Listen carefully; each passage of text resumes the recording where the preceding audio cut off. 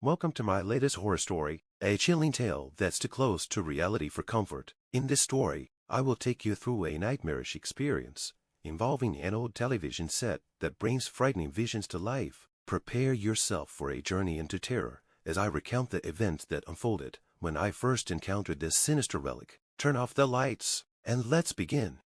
I had always been fascinated by antiques, so when I stumbled upon the old television set at a garage sale, I couldn't resist buying it. The seller, an elderly man with a shifty gaze, warned me that the TV was not for the faint-hearted, but I brushed off his cryptic warning as mere superstition.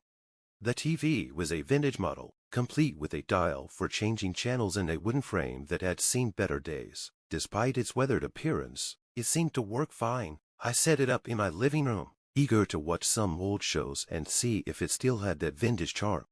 That first night, as I flipped through the channels, I noticed something odd. The screen flickered with static more than usual. When the image cleared, I was shocked to see a scene unfolding that looked disturbingly familiar. It was my own living room, but in a state of disarray. Furniture was overturned, and there was an eerie, unnatural darkness to the room.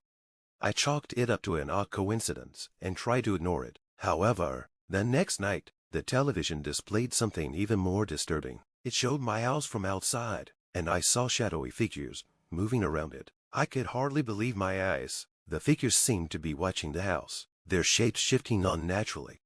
Over the following days, the visions became more unsettling. I saw scenes of violent confrontations and inexplicable phenomena happening within my home. Each time, the images were as vivid and realistic as if they were happening in real time. My attempts to turn off the TV or change channels were futile. The disturbing images persisted.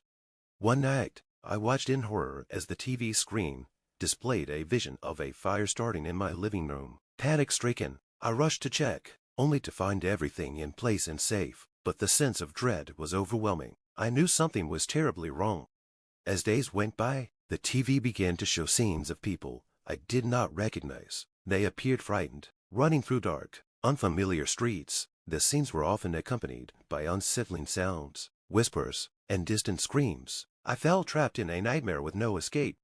Desperate for answers, I tried to research the television's origins. I discovered that it once belonged to a family who had mysteriously vanished decades ago. The more I delved into the TV's history, the more I realized that the family's disappearance was linked to the very phenomena I was experiencing. The final straw came when I saw a vision of myself on the screen, looking just as I did at that moment. The figure on the screen seemed to reach out toward me, its expression twisted in terror. I knew then that the TV was no longer just showing me scenes. It was trying to pull me into them. I decided I had to get rid of the TV, but it seemed to resist my efforts. Each time I attempted to dispose of it, the TV would reappear in my living room, as if mocking my attempts. It became clear that the television was not just a device, but a conduit to a realm of horror. In a final act of desperation, I smashed the television to pieces, hoping to end the nightmare. But even as the shards of glass lay scattered on the floor, I could not shake the feeling that the horror was not over. The malevolent presence that had been transmitted through the TV seemed to linger, haunting my home with its dark influence. I thought the ordeal was finally over after destroying the television, but the true horror was only beginning. Even though the TV was gone, the malevolent presence seemed to have seeped into my home, leaving behind a lingering sense of dread. For weeks, I was plagued by eerie occurrences. Strange noises echoed through the house at night, scratching sounds from the walls, whispers that seemed to come from nowhere, and an occasional flicker of light as if something unseen was moving about. Each time I thought I'd heard it all, a new, more disturbing event would unfold.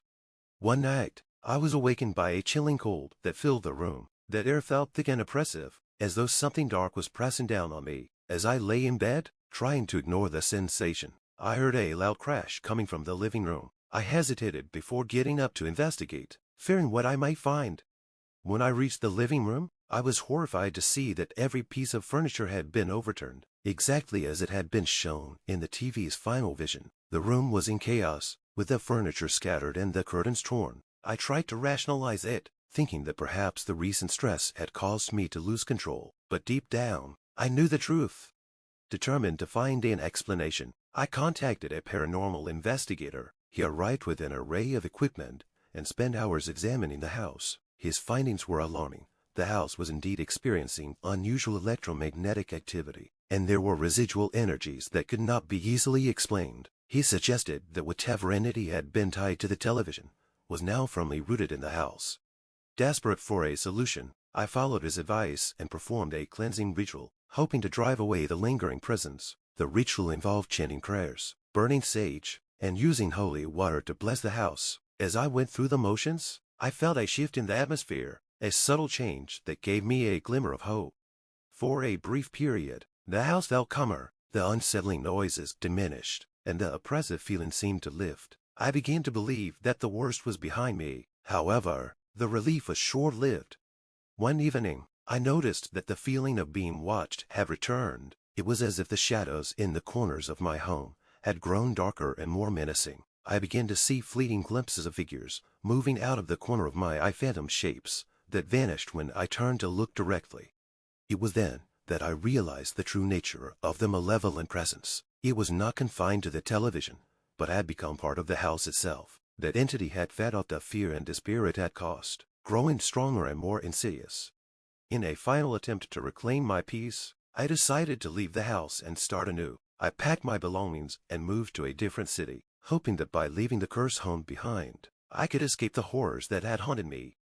Even now, as I settle into my new life, I am haunted by the memories of that old television and the terror it unleashed. I have come to understand that some things are better left untouched, and that curiosity can sometimes lead to unimaginable consequences. The old television remains a dark chapter in my life, a reminder of the dangers that can lurk in seemingly innocent objects.